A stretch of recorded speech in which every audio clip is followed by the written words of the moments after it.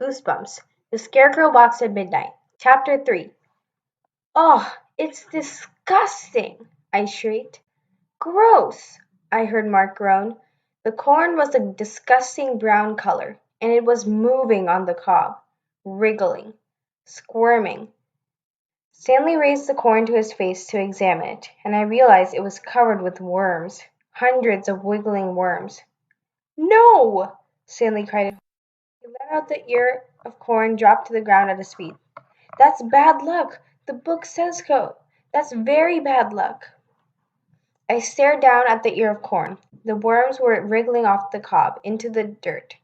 It's okay, Stanley. I only screamed because I was surprised. This happens sometimes. Sometimes worms get into the corn. Grandpa told me. No, it's bad, Stanley insisted in a trembling voice. His red ears were aflame. His big eyes revealed his fear. The book. It says so. What book? Mark demanded. He kicked the wormy ear of corn away with the toe of his high top. My book, Stanley replied mysteriously. My superstition book. Uh-oh, I thought. Stanley shouldn't have a book about superstitions. He was already the most superstitious person in the world, even without a book. You've been reading a book about superstitions? Mark asked him, watching the brown worms crawl over the soft dirt. Yes, Stanley nodded his head enthusiastically. It's a good book. It tells me everything. And it's true. All of it. He pulled off his cap and scratched his stubby hair. I've got to check the book. I've got to see what to do about the corn, the bad corn. He was getting pretty worked up. It was making me feel a little scared. I've known Stanley my whole life. I think he's worked for Grandpa Kurt for more than 20 years. He's always been so strange, but I'd never seen him get so upset about something as unimportant as a bad ear of corn. Show us the scarecrows, I said, trying to get his mind off the corn.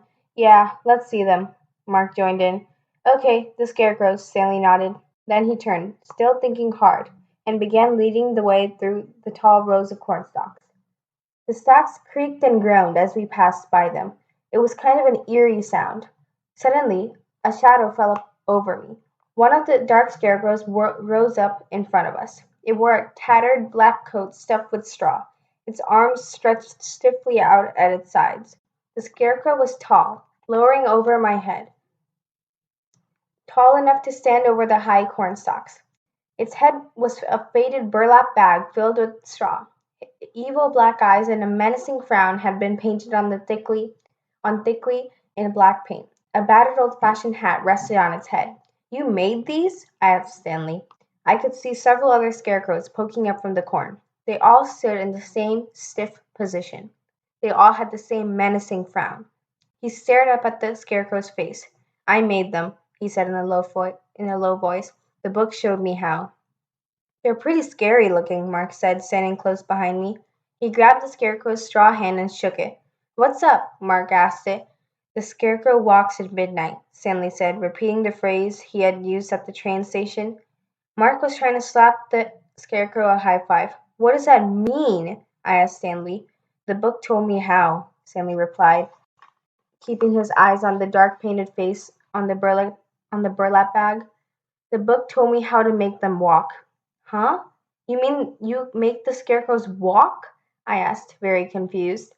Stanley's dark eyes locked on mine. Once again, he got that very solemn expression on his face. I know how to do it. The book has all the words. I stared back at him, totally confused. I didn't know what to say. I made them walk, Jody, Stanley continued in a voice just above a whisper. I made them walk last week, and now I'm the boss. Huh? The boss of the scarecrows? I stammered. Do you mean... I stopped when, out of the corner of my eye, I saw the scarecrow's arm move. The straw crinkled as the arm slid up. Then I felt rough straw brush against my face, as the dry scarecrow arm moved to my throat. That is the end of Chapter 3 of The Scarecrow Walks at Midnight.